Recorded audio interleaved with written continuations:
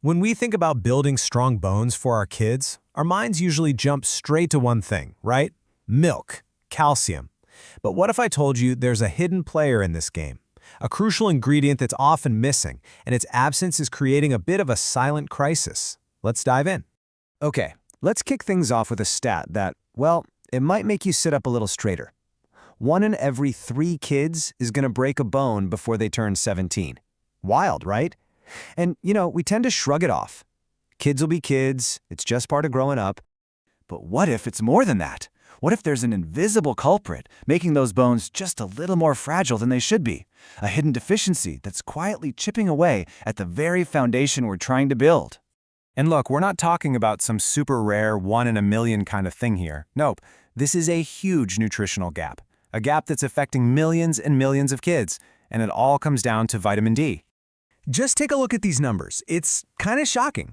Only about 30% of kids in the US actually have enough vitamin D.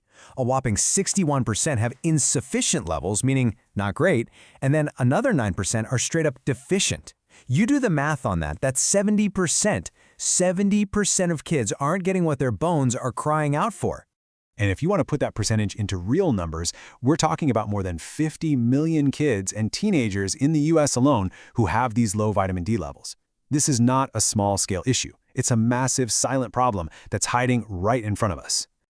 Okay, so you're probably wondering, how can one little vitamin have such a ginormous impact? Well, to get that, we need to pop the hood and see exactly what vitamin D is doing inside the body to build those bones. All right, here's a super simple way to picture it. Think of calcium as the bricks you need to build a strong house. In this case, your bones. Well, vitamin D? It's the gatekeeper. It's the one who decides which bricks actually get onto the construction site. If that gatekeeper isn't there, well, most of those valuable bricks just get turned away at the gate. And it's not like the body can just use vitamin D right away. It's actually a bit of a journey. So whether you get it from the sun on your skin or from something you ate, it's kind of inactive. First, it has to take a trip to the liver for a little tune-up. Then it heads over to the kidneys for the final conversion. Only then does it become the active form that can actually do its job. And this right here, this is the real kicker. When you have enough of that active vitamin D, your body can absorb 30 to 40% of the calcium from your diet. Pretty good. But without it, oh man, that number just tanks. It drops all the way down to 10 to 15%. So you could be drinking all this milk, eating all this yogurt, but most of that awesome calcium is just passing right on through.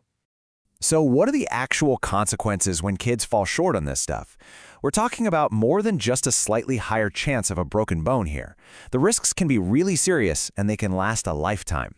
In the most severe cases, you get a condition called rickets. You might have heard of it. It's a horrible disease where a kid's bones just don't harden properly. They become soft and weak, which can lead to permanent problems like bowed legs. And honestly, the worst part about it is that it's almost completely preventable. But even if things don't get as bad as rickets, there's another more subtle danger lurking. See, during childhood and the teenage years, we're all building something called peak bone mass. I want you to think of it like a savings account for your bones. You spend your entire childhood making deposits. But once you hit your early 20s, that's it. The deposit window closes, and for the rest of your life, you can only make withdrawals. And that's why this is so important. If you don't put enough into that bone bank when you're young, you start your adult life with a low balance, and that directly leads to a much higher risk of things like osteoporosis and serious fractures when you're older. The foundation for your entire life's skeletal health, it's all built when you're a kid. Okay, so we get the problem, we get what's at stake. It's a pretty big deal. So now for the important part. What do we do about it? How can we make sure our kids are actually getting enough of this critical vitamin? Well, there are basically 3 ways to get it. First, there's the sun. Our skin is amazing. It actually makes vitamin D when it's exposed to sunlight. Then you've got fortified foods, like milk or cereal that has it added in. But let's be realistic. Kids are spending more time inside, and when they are outside, we're rightfully slathering them in sunscreen. So relying on just the sun and food, it's really tough. It's often not enough. And that's where the third option, supplements, becomes so important. And the good news is, we have really clear, simple guidelines from the experts. The American Academy of Pediatrics, or AAP, has laid it all out.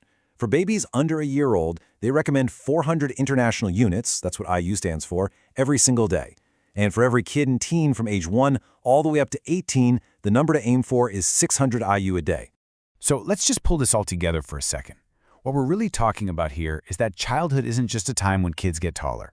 It's this incredibly important, once-in-a-lifetime window to build a strong skeleton, a skeleton that needs to support them for the rest of their lives.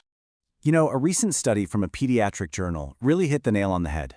They said optimizing bone mineral density in childhood and adolescence is essential to the foundation of skeletal health. It just says it all, doesn't it? This isn't just about preventing a broken arm on the playground today.